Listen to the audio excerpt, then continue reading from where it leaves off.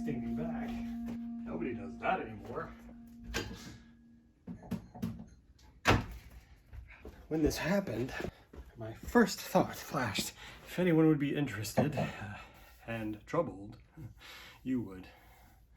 Our blood always raced at the same things. And the fact that you stopped by, even though we're no longer. People don't understand how we can find codes and circuits so fascinating. But I don't understand why people get so obsessed with ballet and opera, so. I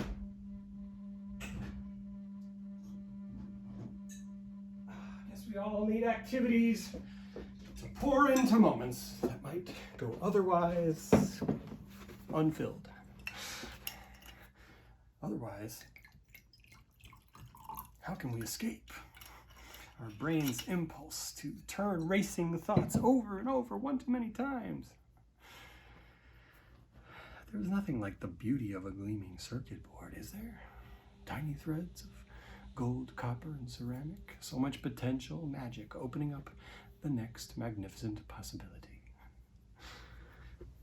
But don't you hate it when the potential of things won't stay in bounds? So I first noticed the buzzing. When was it? These days buzzing is not really a surprise. I mean, everything buzzes and beeps. And isn't it awesome how formerly inanimate objects are now imbued with a voice and usually a personality too? But even we might agree that does an electric fan need to be Wi-Fi enabled? And light bulbs, some with microphones, so you can request your music without having to move your ass, which seems spectacular at first, but do you ever wonder? But that's beside the point. Maybe. At first I thought it was my phone buzzing, but then I saw it over on my kitchen table, and this buzzing was closer, so I sat real still, and then I felt it. My thigh vibrated, and nothing.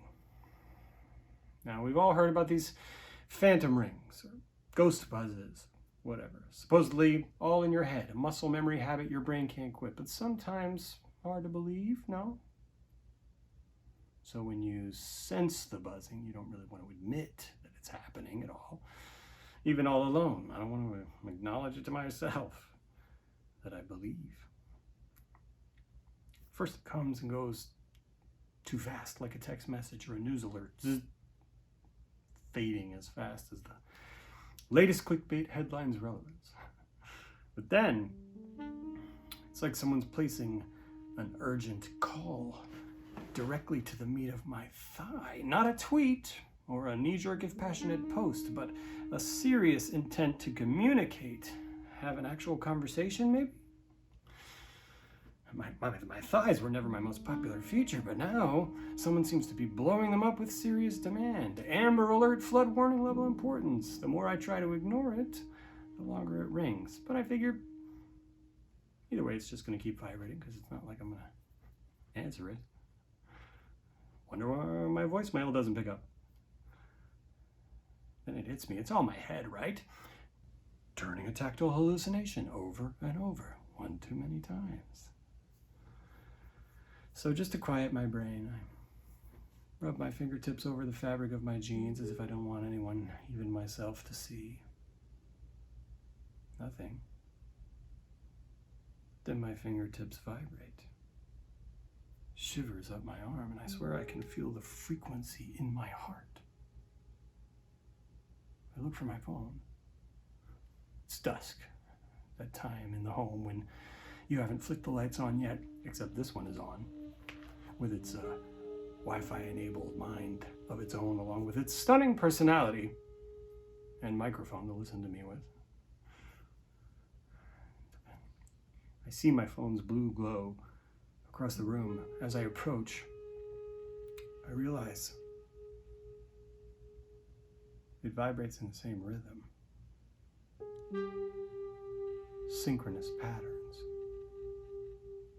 A random number flashes. Not so peculiar these days, robocalls and such, but something about this strange number vibrating my thigh seems off even more than usual, which is saying something.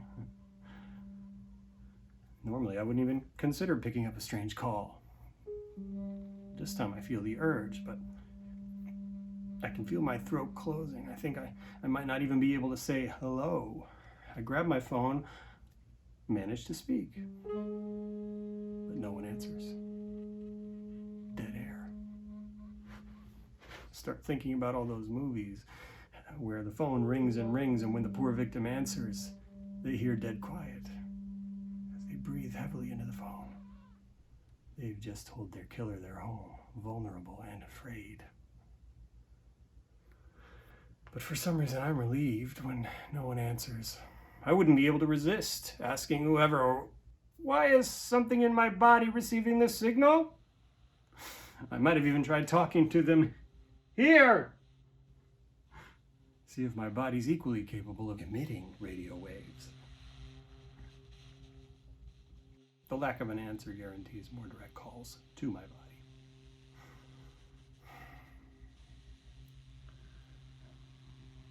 That night, I dream. My doctor's decided to do x-rays. She brings a few colleagues into her office to show me the results. They stare down at me while she shows me fuzzy black and white images with something crisp cutting through the blur. She suggests that my phone is somehow cloning its circuits inside me. Those crisp circuits have such beauty emerging from the fog around them. No one seems surprised. Maybe they're just their bedside manner. Now I'm in a hospital. My doctor presents the quandary of surgery. Removing the technology growth presents the usual surgery risks: infection, complications of going under anesthesia, muscle trauma which could cause permanent disability and pain, death. On the other hand, even with a benign tumor, it's hard to say what impact it will have as it grows, presses into the blood vessels, absorbs more radiation. I should focus on the decision, but now I'm distracted by the fact that somehow my doctor looks like you, and I miss you fiercely. When I realized I need to make this decision, I woke up. And as I sat there, hazy, I wondered why I felt elation, when a night sweat would be a more likely reaction. But the feeling's getting sharper. Now I'm not alone. Even without my phone, without any devices, I won't have to be worried that I'll miss the latest turn of events. Even if somewhere in me I know that the latest turn of events is likely to be upended by the next turn of events, but I still want to know, you know? Yeah.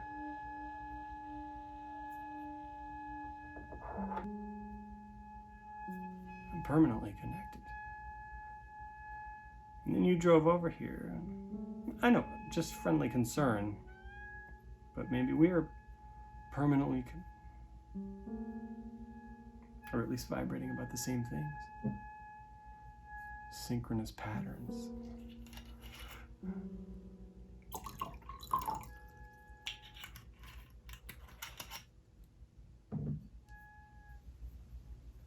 I'm so glad you came.